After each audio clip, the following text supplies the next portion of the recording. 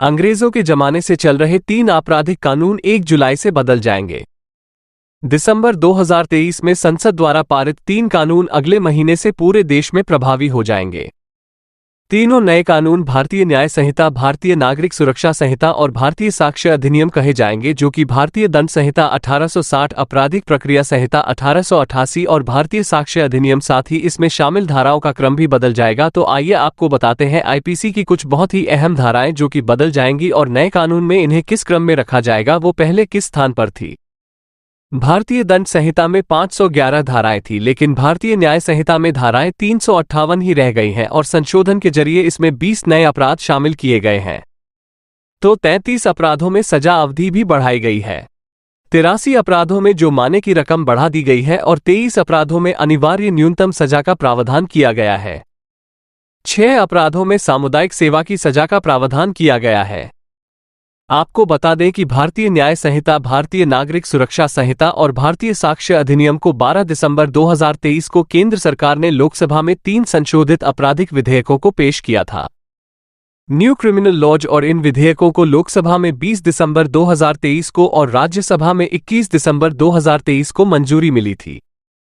राज्यसभा के विधेयकों को केंद्रीय गृह मंत्री अमित शाह द्वारा पेश किए जाने के बाद ध्वनि मत से पारित किया गया था। इसके बाद 25 दिसंबर 2023 को राष्ट्रपति ने इसे मंजूरी दे दी और इसके बाद विधेयक कानून बन गया, लेकिन प्रभावी होने की तारीख 1 जुलाई 2024 रखी गई। संसद में तीनों विधेयकों पर चर्चा के दौरान केंद्रीय गृह मंत्री अमित शाह ने कहा था कि इनमें सजा देने के बजाय न्याय देने पर फोकस किया गया है।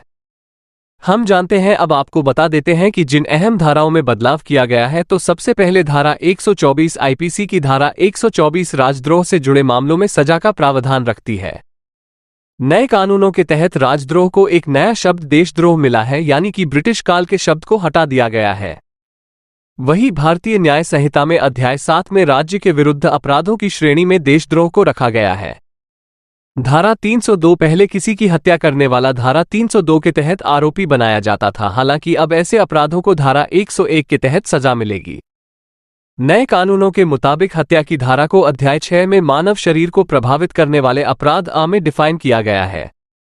धारा 307 की बात करें, नए कानून के अस्तित्व में आने से पहले हत्या करने के प्रयास में दोषी को आईपीसी की धारा 307 के तहत सजा मिलती थी। अब ऐसे दोषियों को भारतीय न्याय संहिता की धारा 109 के तहत सजा सुनाई जाएगी और इस धारा को भी अध्याय 6 में रखा गया है।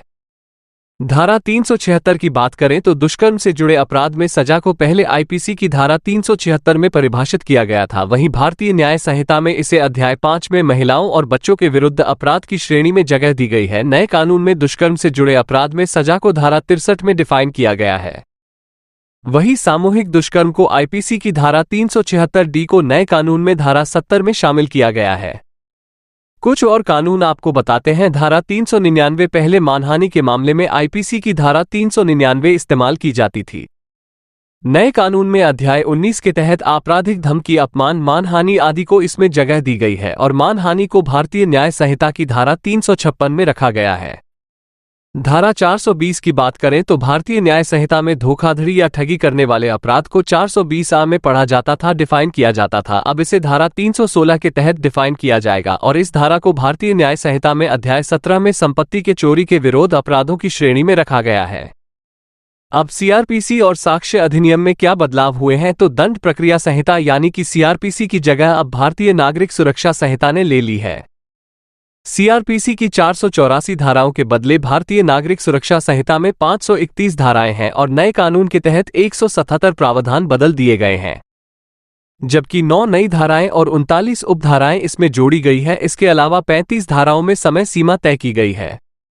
नए भारतीय साक्ष्य अधिनियम में 170 प्रावधान है और इससे पहले वाले कानून में 167 प्रावधान थे। नए कानून में 24 प्रावधान जो है वो बदल दिए गए हैं। तो 1 जुलाई से इसका असर आपको देखने को मिलेगा और इसी मुताबिक न्यायालयों में काम होगा।